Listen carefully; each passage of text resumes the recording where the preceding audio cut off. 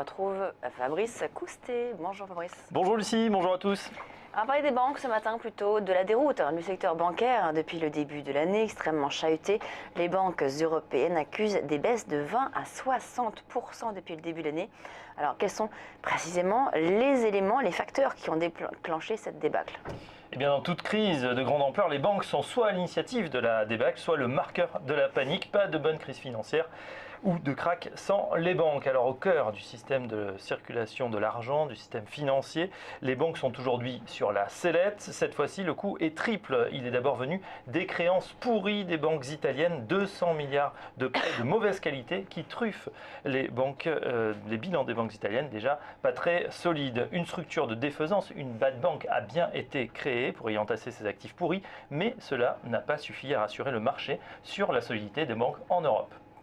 Et deuxième élément, c'est l'impact sur les banques également de la crise du secteur pétrolier et parapétrolier. Tout à fait. Tous les acteurs traditionnels ou récents de l'industrie de l'or noir, producteurs de gaz de schiste en tête, se sont lourdement endettés ces dernières années et tous, on le sait maintenant, ne pourront pas rembourser. Mais qui exactement détient la dette émise pour financer la prospection et la production, en particulier de ces gaz de schiste aux États-Unis, où les faillites se multiplient depuis 6 mois. Les discours sont plutôt rassurants de la part des banques, par exemple sur l'exposition totale au secteur oil and gas. Société Générale a déclaré que sur 23 milliards d'euros, 6 milliards étaient liés aux activités d'exploration et de production, montant sur lequel le risque peut être ramené à une dizaine de pourcents. Certes, il va y avoir des pertes, mais elles ne sont pas comparables avec celles subies par la crise de l'immobilier américain ou la crise de subprime en 2009 et qui les avait littéralement plombées. Et cependant, ce sont une nouvelle fois des produits financiers, les Coco Bonds, qui ont abouti à la perte de confiance des investisseurs sur le secteur. Alors Fabrice, expliquez-nous ce que sont les Coco Bonds. Les Coco Bonds, rien à voir avec les Coco Girls ou les James Bond Girls, c'est beaucoup moins sexy. Les Coco Bonds sont une abréviation d'un produit financier, les Contingent Convertible Bonds.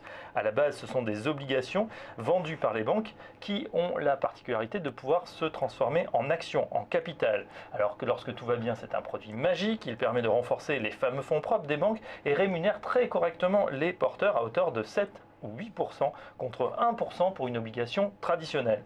En contrepartie de ce rendement, un risque que les investisseurs avaient tendance à oublier et qui se matérialise aujourd'hui. Si la banque émettrice se porte mal, ces produits mutants peuvent se transformer en actions, une perte assurée lorsque le cours de ces mêmes actions dévisse. Mais c'est surtout la capacité des banques émettrices, dont la Deutsche Bank en particulier, au vu de ses piètres résultats la semaine dernière, à rembourser les coupons qui a mis le feu aux poudres, d'autant que les banques européennes ont massivement émis ce genre de produits jusqu'à hauteur de 100 milliards de dollars depuis 2013.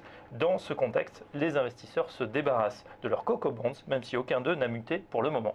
Alors la question qu'on peut se poser, c'est est-ce que les valeurs bancaires vont continuer à chuter ?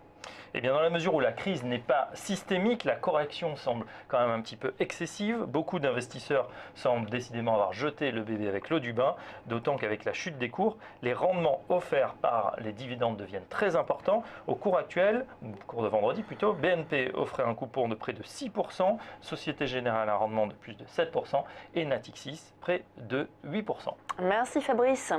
Un mot sur le CAC après une demi-heure de cotation. On est toujours sur un fort rebond, plus 2,70%, 4102 points. Voilà la baisse de vent dernier, enfin en tout cas la baisse de la semaine dernière qui commence à être effacée. On est vraiment sur un fort rebond. Un mot sur l'euro-dollar également. L'euro-dollar qui lui baisse, corrélation inverse. On est sur les 1,1202, voilà, sur l'euro-dollar. Alors, c'est la fin de Direct Marché. Vous savez que vous pouvez nous suivre sur les réseaux sociaux, à la fois Twitter et Facebook, pour nous retrouver. Twitter, donc TV_Finance, et la page Facebook, donc TV Finance. Dans quelques instants, c'est le débat de Direct Gestion avec vous, Fabrice. Et ensuite, à 10h, je vous retrouverai pour Direct Investisseur. Très bon débat.